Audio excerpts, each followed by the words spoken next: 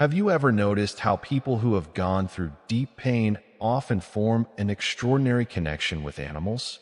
It's not always obvious from the outside, but there's something raw, gentle, and deeply healing about that bond, something that feels almost invisible, yet very real.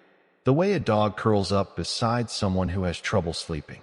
The way a cat quietly sits near a person who rarely speaks.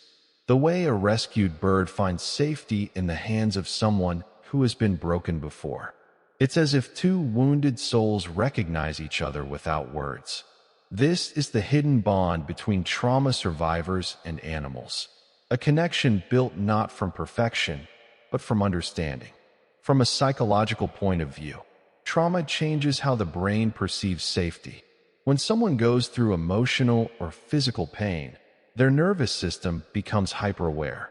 The brain stays on alert, constantly scanning for danger, even when none is there.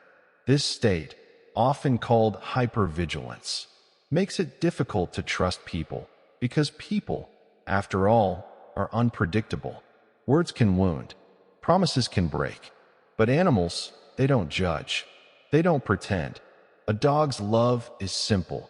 It's in the wag of a tail, the weight of their head resting on your lap. A cat's comfort is in their quiet presence, the rhythmic sound of purring that somehow slows your heartbeat.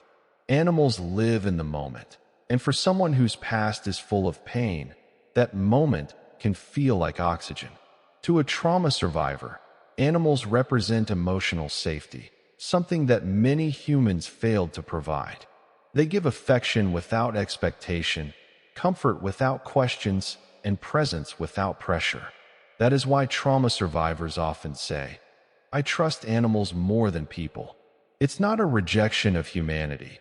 It's a reflection of how fragile trust has become. But let's look at the other side too. Some people who haven't experienced trauma might not fully understand why that bond feels so intense.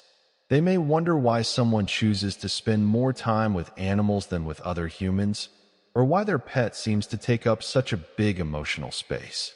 From an outside perspective, it can seem like avoidance, like a person is hiding behind their pet because they're afraid of reconnecting with people. And in some cases, that's true.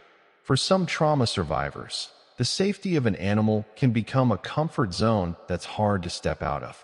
The pet becomes a shield against a world that once hurt them. In psychology, this is sometimes seen as a form of protective attachment. It's not unhealthy by default,